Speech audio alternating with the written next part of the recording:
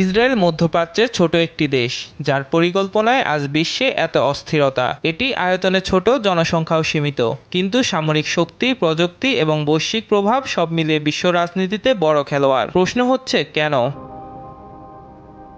বলা হয় ইসরায়েলের সবচেয়ে বড় শক্তি তার কৌশলগত মিত্র মার্কিন যুক্তরাষ্ট্র।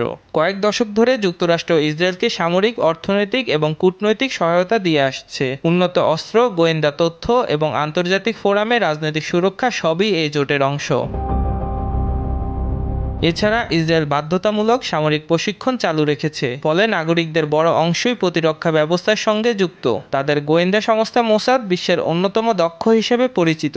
প্রযুক্তি নির্ভর যুদ্ধ, সাইবার সক্ষমতা এবং প্রতিরক্ষা ব্যবস্থা সব মিলিয়ে অনেক এগিয়ে এই ইহুদি রাষ্ট্র। ইসরায়েলকে বলা হয় স্টার্টআপ নেশন।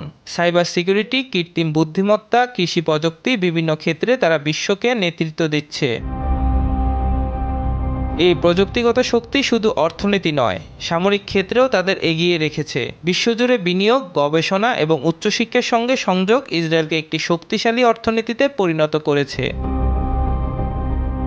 এদিকে মধ্যপ্রাচ্যের অনেক দেশ নিজেদের অভ্যন্তরীণ সমস্যা, রাজনৈতিক বিভাজন এবং ভিন্ন স্বার্থে ব্যস্ত, ফলে একটি ঐক্যবদ্ধ অবস্থান তৈরি হয় না। সাম্প্রতিক সময়ে কিছু আরব দেশ ইসরায়েলের সঙ্গে সম্পর্ক স্বাভাবিক করেছে, যা কৌশলগত ভারসাম্য বদলে দিয়েছে। মধ্যপ্রাচ্যের সংঘাত, যেমন হরমুজ প্রণালী ঘিরে উত্তেজনা, বৈশ্বিক শক্তিগুলোর জন্য গুরুত্বপূর্ণ। এই প্রেক্ষাপটে ইসরায়েল একটি কৌশলগত অবস্থানে রয়েছে, যা পশ্চিমা শক্তিগুলোর কাছে গুরুত্বপূর্ণ।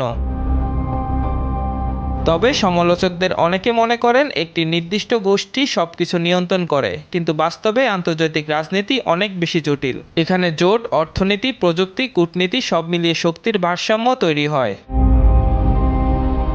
কিন্তু ইসরায়েলের শক্তির পেছনে কোনো একক কারণ নেই, বরং দীর্ঘমেয়াদী পরিকল্পনা, প্রযুক্তিগত অগ্রগতি, শক্তিশালী মিত্র এবং আঞ্চলিক বাস্তবতা সব মিলিয়ে তারা এই অবস্থানে এসেছে, এমনটি মনে করেন মধ্যপ্রাচ্যের বিশ্লেষকেরা। তাই প্রশ্নটা শুধু কে কাকে নিয়ন্ত্রণ করছে নয়, বরং কে কিভাবে নিজেদের শক্তি তৈরি করেছে। আচ্ছা স্বপ্নীল, আর টিভি।